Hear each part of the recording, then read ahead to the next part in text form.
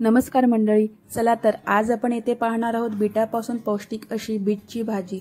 तर बरोबर थंबनेलवर तुम्ही पाहिलंच असेल। तत्पूर्वी तुम्हाला सर्वांना दीपावलीच्या हार्दिक शुभेच्छा। त्यासाठी मी येथे सर्वप्रथम 4 मोठे बीट घेतलेले आहेत। हे बीट मी कुकरला 1 शिट्टी काढून वाफ काढून घेतलेले आहेत। सर्व बीट हे तुम्ही त्यानंतर अशा प्रकारे सालं काढून घ्यायची आहेत। सर्व बीटची मी अशा प्रकारे सालं काढून घेतलेले आहेत। बीटाचे वेगवेगळे फायदे आहेत। बीट हे आपल्या जीवनात अत्यंत उपयुक्त असे ठरते।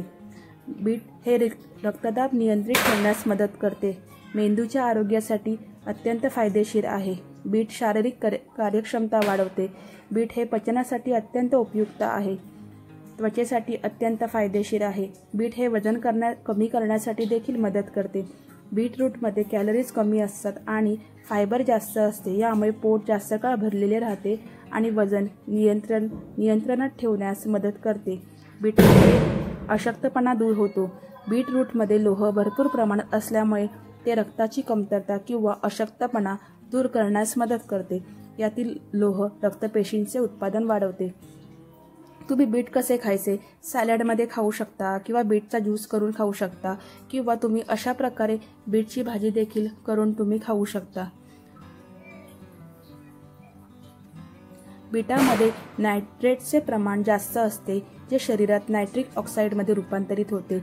नायट्रिक ऑक्साईड रक्तवाहिन्या शिथिल करण्यास आणि रुंद करण्यास मदत करते, ज्यामुळे रक्तप्रवाह सुधारतो आणि रक्तदाब कमी होतो।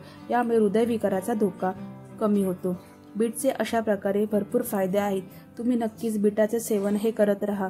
बीट जर तुम्हाला खायला कंटाळा येत असेल तर नक्कीच बीटाची अशा प्रकारे भाजी एकदा नक्की करून पहा। बीटामध्ये रक्ताचे शुद्धीकरण होऊन हिमोग्लोबिनचे प्रमाण ऑक्सिजन वाढवते। पचन संस्था सुरळीत होते। त्यामुळे तुम्ही बीटाचे सेवन हे तुमच्या आरोग्यामध्ये म्हणजे तुमच्या जीवनामध्ये नक्कीच केले पाहिजे। त्यासाठी मी येथे बघू शकता अशा प्रकारे बीट बारीक बारीक कापून घेतलेले आहेत। त्यासाठी मी सर्वप्रथम येथे घेतलेले आहे 2 मोठे कांदे बारीक चिरून घेतलेले आहेत।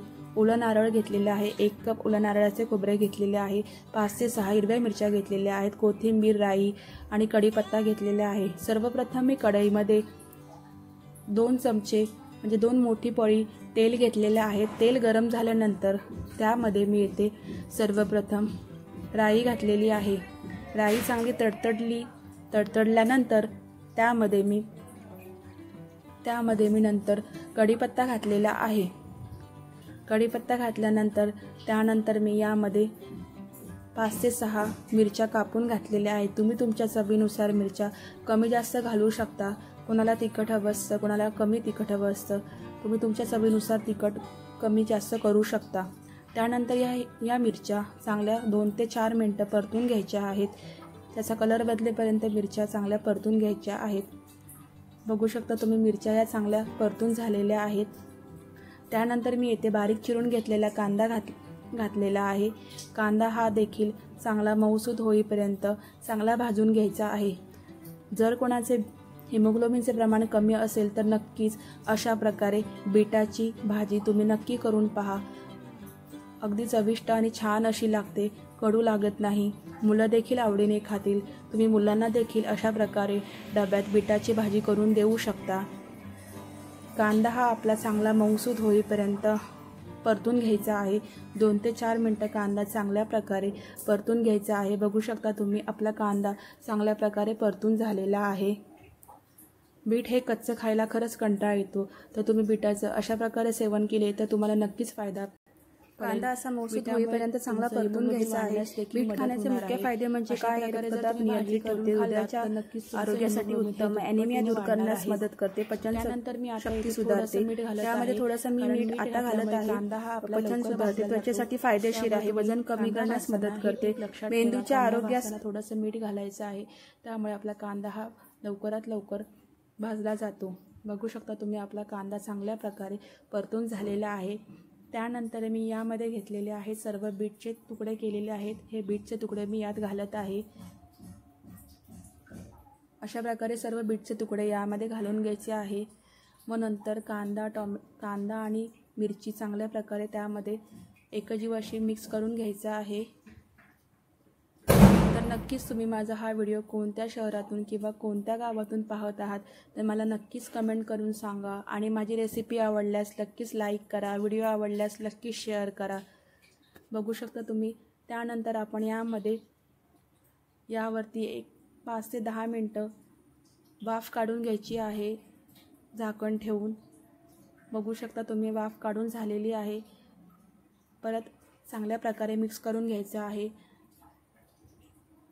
त्यानंतर मी येथे थोडंसं त्यावरती पाणी शिंपडून घेणार आहे. तत्पूर्वी मी त्यामध्ये थोडंसं तेल घातलेलं आहे. त्यानंतर मी थोडंसं परत मीठ घालत आहे, कारण की मगाशी आपण मीठ थोडंसंच घातलेलं होतं, म्हणून आता थोडंसं घातलं आहे. चवीनुसार तुम्ही मीठ घालायचं आहे.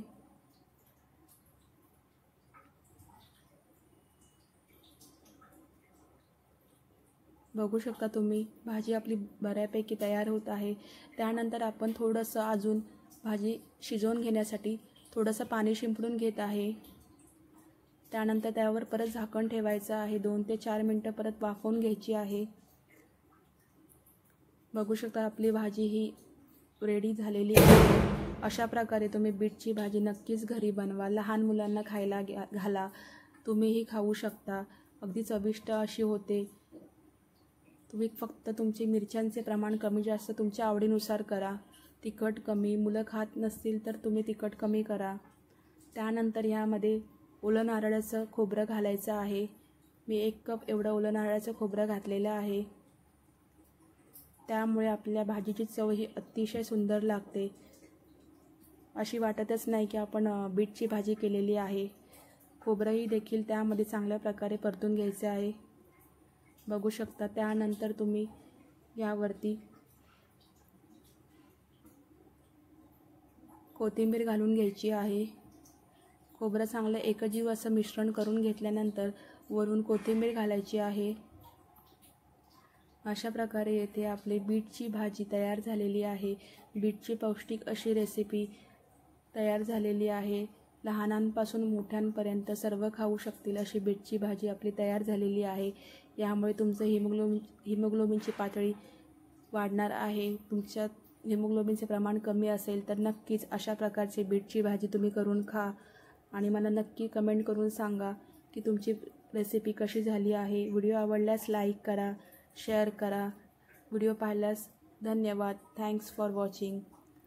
भेटूया नेक्स्ट व्लॉगमध्ये. धन्यवाद.